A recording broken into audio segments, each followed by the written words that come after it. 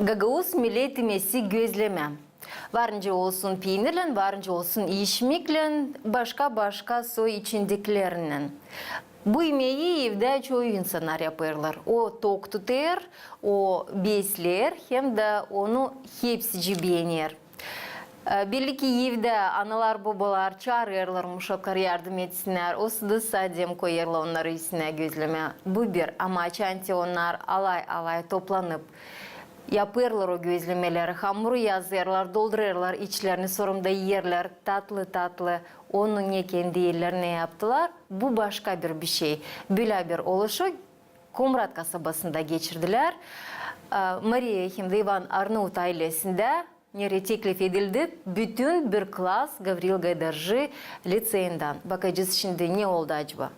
Меня зовут Зинаида Владимировна, я классный руководитель 4 класса лицея имени Гайдаржи. Мы пришли на мастер-класс, печем, жарим гюзлемя, гагаузские гюзлемя. Я думаю, что соблюдение традиций страны, государства, в котором мы живем, очень важно и для подрастающего поколения, а также для взрослых людей. У них сегодня театр, такое мероприятие. И чтобы этот день не пропадал зря, и собрать этих деток вместе, мы решили дополнить этот театр, это мероприятие, вот таким вот ручным мастер-классом. Я счастлива присутствовать на этом мастер-классе, скажу вам честно, я поймала кучу удовольствий, детки замечательные. Мне кажется, им понравилось, и мне кажется, они еще больше сплотились, это их еще больше укрепило, их дух. А вообще, скажу честно, наверное, такие вещи надо делать чаще, это поднимает настроение. Как сказала моя свекровь, это действительно пригодится им в будущем. Ну и это подняло настроение всем, не только мне.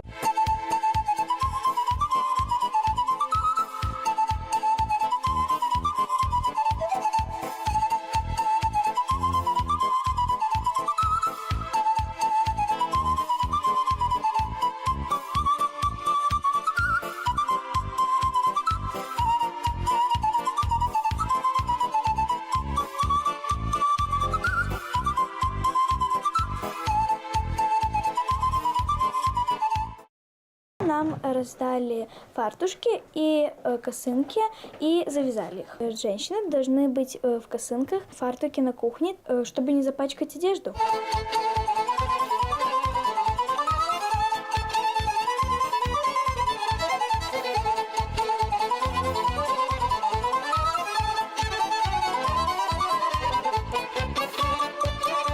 Сегодня на мастер-классе нас научили, как правильно готовить гюзлемя. Ну, не у всех, конечно, получалось, так как мы были в первый раз, но это, наверное, большой опыт и сложный труд делать все идеально и красиво. Надеюсь, в будущем мы научимся. Получалось катать тесто, а именно закрывать было не очень всегда удобно, потому что творог иногда вылетал из gizleme. Bana kalsın biraz geç kaldık yani. Çok yerken bunu gerekiyor çekelim. Çünkü bu ana kokusu. Yevin kokusu bu. Yevin kökü. Bizim Haliz Gagavuzya'mızın bu başı, kökü yani. Gözleme yapmak, kurban. Çok işler bunlar yani. Bunlar uşaklar mutlaka gerekiyor bilsinler yani. Nasıl yani? Bunsuz bizim gider mi öteye doğru tarafımız. Okuldan gelirdik. 5 çocuktuk. Ya hemen birimiz hamur yapardı, birimiz yazardı. Yemeğimiz vardı. Yani kendi kendimizi biz kurtarardık. Anam babam kırda çalışırlar. Öyle. Yani gözleme hem böyle bir kolay, hem değerinden gelir bir şey. Yani şimdi her şey var gözleme yapma. Yani eskiden yağımda kotlon yaksınlar. Peyniri yapsınlar. Yani şimdi gitmişsin almışsın hepsi var. Yani çok kolay. Bunu da bilmeden uşaklar yani. Ne söyleyeyim? Gerekiyor bilsinler. Bir nostalji bana çünkü çok işledim çocuk yuvasında, çocuk okulunda. Yani uşaklarla bir binerdim. O kadar binerdim. Her şeye onları öğretirdim. Öyle. Yani hepsini bilsinler. Ne bileyim çıkardık öyle bir şeyler yıkardık, kazardık uşaklarla. Süpürerdik, toplardık, yürüderdim bulaşık yıkasınlar. Yardımcı olsunlar. Süpürme, çocuk bilir kana her bir işi. Yani bilin hani o kaybedilmeyecek.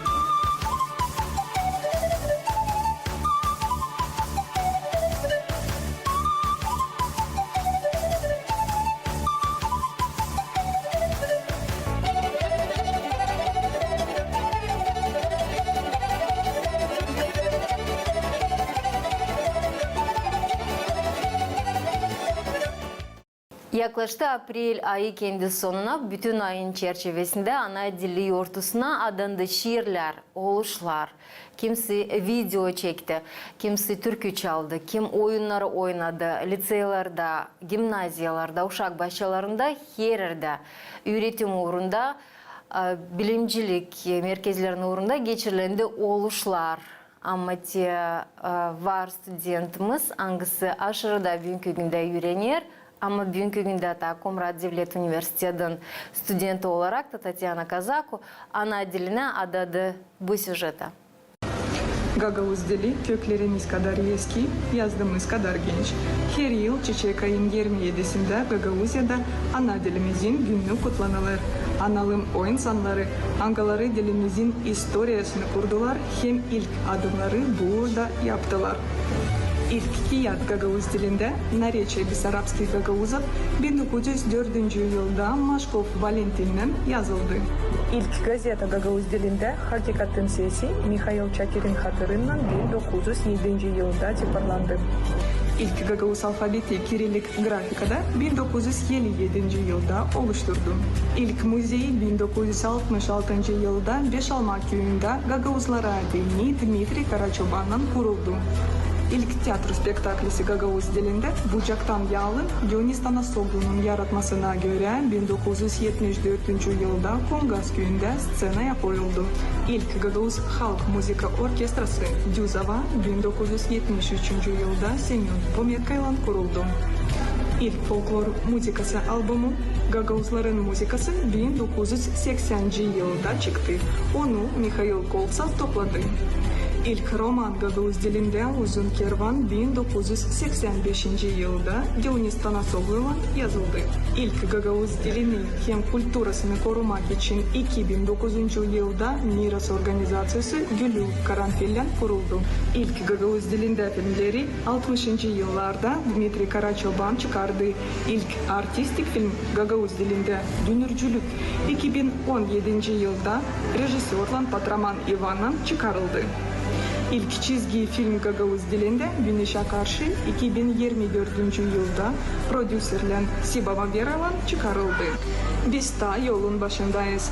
Gagavuz dilini müzikada, kinoda, teknolojiyalarda ilerletmeye değini çok kolaylığımız var. Yaşasın Gagavuz dili.